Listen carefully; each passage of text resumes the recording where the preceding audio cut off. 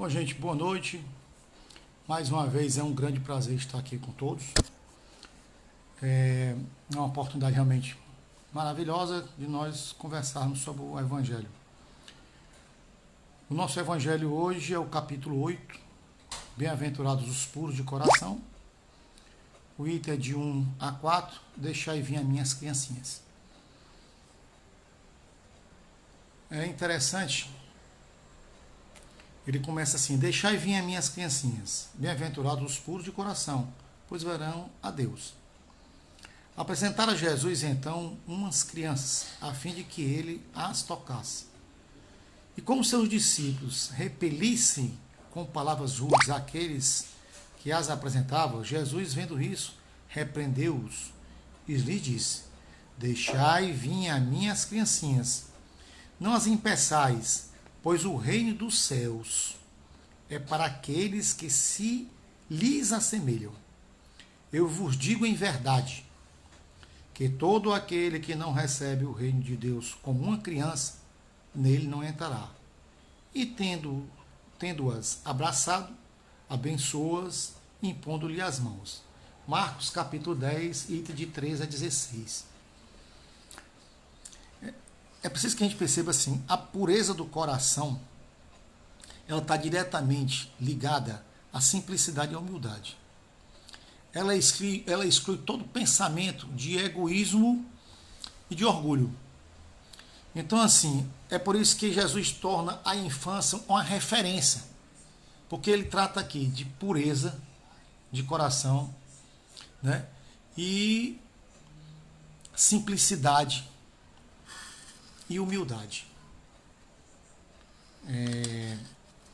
Esta comparação, ela poderia, e aí sim, e aí ele traz essa pureza como realmente o grande símbolo, né?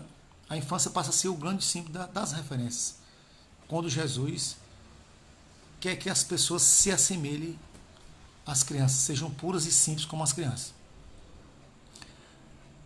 Essa comparação ela poderia ser aparentemente até assim meio injusta, se a gente partisse do princípio que os espíritos, né, o espírito ele já teve outras vivências, e essa outra vivência ele traz na sua memória espiritual todos o aprendizado de coisas boas e não boas, né?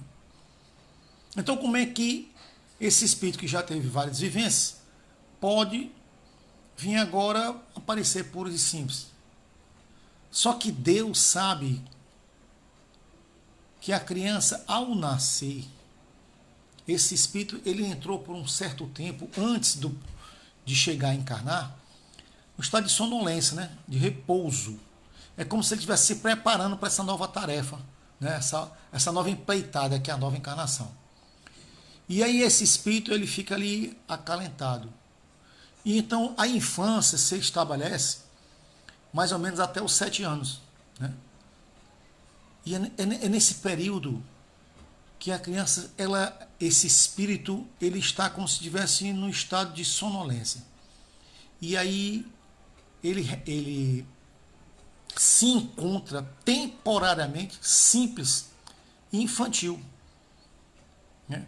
Com o decorrer da maturidade, que é dos 7 aos 14 anos, que entra na pré-adolescência, e aí depois vem a adolescência e a fase adulta, o espírito ele vai soltando as suas manifestações conforme a maturação física do corpo. Mas Jesus é muito lúcido quando ele traz essa colocação, né? Porque é exatamente nesse período que a criança está aí, nesse estado, inclusive que é uma grande bênção para os pais, porque é exatamente quando os pais podem dar a esse espírito novas orientações. O CD é como se o CD estivesse virgem, né? E então passa a ter essa referência de simples como as crianças, o referencial, porque quando ele diz assim, bem aqui, ele diz aqui, ó, pois o reino do céu é para aqueles que se assemelhem a ela.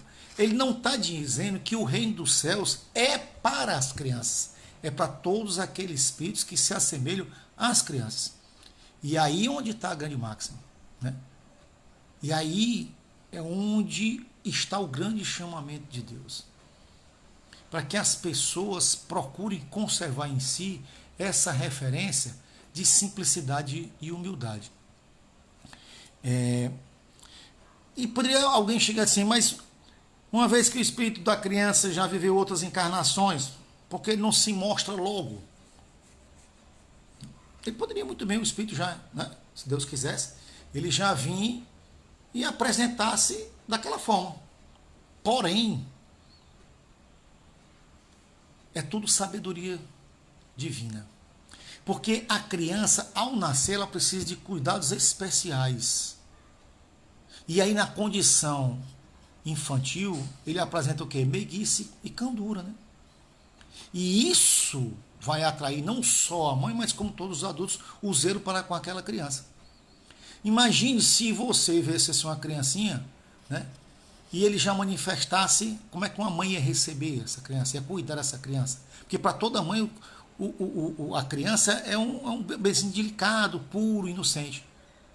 Mas se ela soubesse que essa criança, se ela já manifestasse as suas tendências da fase adulta, não seria fácil para esta mãe absorver e acalentar esse bebê. Eu sempre gosto de dizer brincalhonamente, né?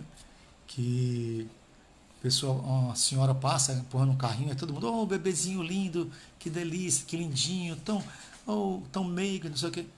Mas se você só tivesse uma plaquinha, esta é a reencarnação do Hitler, alguém olharia com essa meiguice, sorriria, né?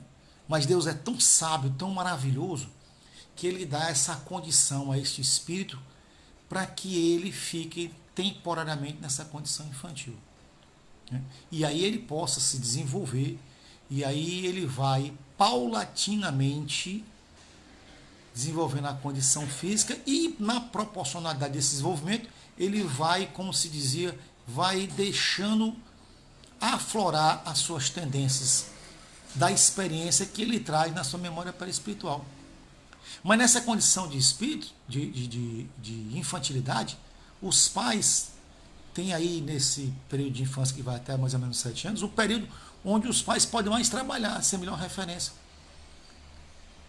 E aí, quando ele começa a relembrar das suas condições, das suas vivências de outras encarnações, ele também pode ter a delícia do bom aprendizado que ele poderá ter tido na infância.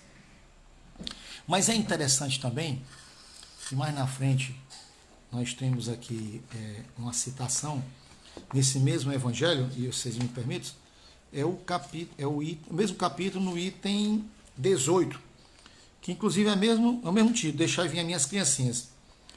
E Cristo diz, deixai vir as criancinhas, estas palavras saibas,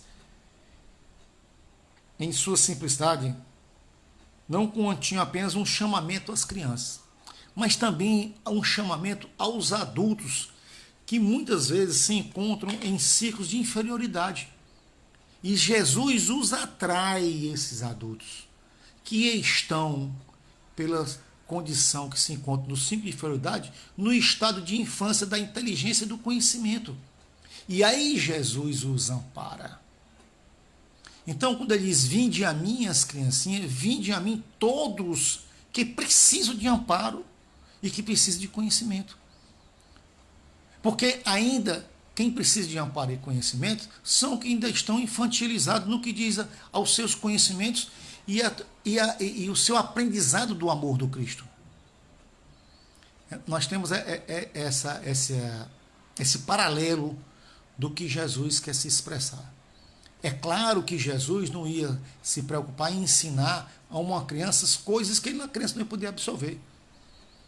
Então ele vai ensinando na proporção do crescimento. E quando ele chama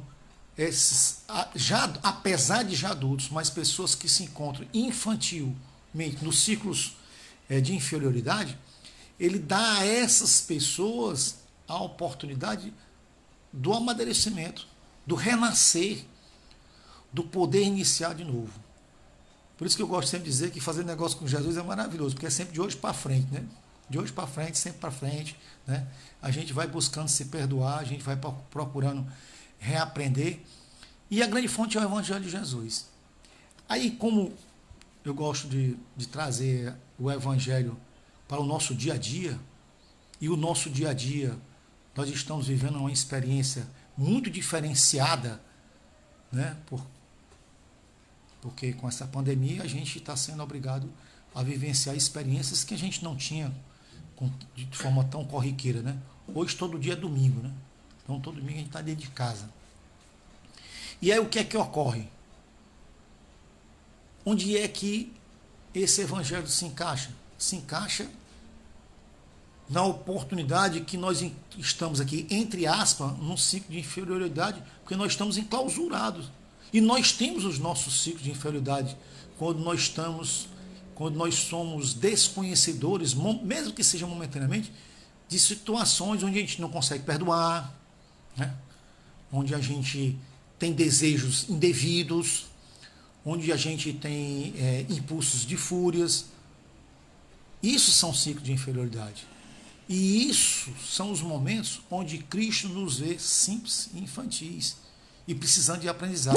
Mas Ele quer que nós o busquemos da forma humilde e simples como uma criança que anda trôpega, mas confia naquele pai que ele está ajudando ele a aprender a andar. Venha, filho, venha, filho. E aí a criança vem. É assim que Jesus quer. Que a gente vá ao seu encontro dessa forma. Vá ao seu encontro entendendo e confiando tão simples e puro como uma criança confia no seu pai. Então, essa colocação de vinde a minhas criancinhas traz para o nosso dia a dia que nós podemos aproveitar esse momento para trabalharmos os nossos ciclos de inferioridades, que são as nossas limitações de botar em prática do Evangelho de Jesus. Eu sei que o momento que nós estamos vendo é bem difícil, mas nós hoje nos sobra tempo para reflexões e nos sobra tempo para vivenciarmos relações que nós não tínhamos tantos, principalmente com as pessoas que nós convivemos. Não é fácil, mas é uma oportunidade de nós calçarmos a sandália da humildade e caminharmos ao encontro do Mestre chamado Jesus, de uma forma simples, de uma forma confiante, de uma forma amorosa. O momento, como eu já citei, é delicado, mas como eu sempre gosto de citar a frase que tem na cama do Chico, né? Isto vai passar. E nós podemos aproveitar essa dificuldade que eu vou chamar de limão e transformá-la numa limonada, onde pode nos refrescar, onde pode nos nutrir, pode nos orientar. Eu queria aproveitar também essa oportunidade, porque eu acho um privilégio para mim, na véspera do Dia das Mães, estar aqui em contato com tanta gente, né? Então eu queria dizer a todas as mulheres que já nasceram com a condição da maternidade, que tenham um bom domingo, e a todos os filhos, esposos, amigos e parentes, que nós tenhamos pelas mães não só o dia do próximo domingo, no caso amanhã, mas que todo dia seja o dia para reverenciarmos as nossas mães. E que amanhã seja realmente um dia de muito aconchego, mas sabendo nós que o melhor dia das mães, nesta data, nesse momento que nós estamos vivendo, é cada um na sua casa, para que nos próximos anos a gente possa abraçá-la, beijá-la e afagá-la. Mas este Dia das Mães, o melhor presente para as mães é passar uma mensagem, um telefonema, um beijo virtual. Muita luz a todos, que a paz do Mestre Jesus esteja com todos nós, que assim seja, graças a Deus.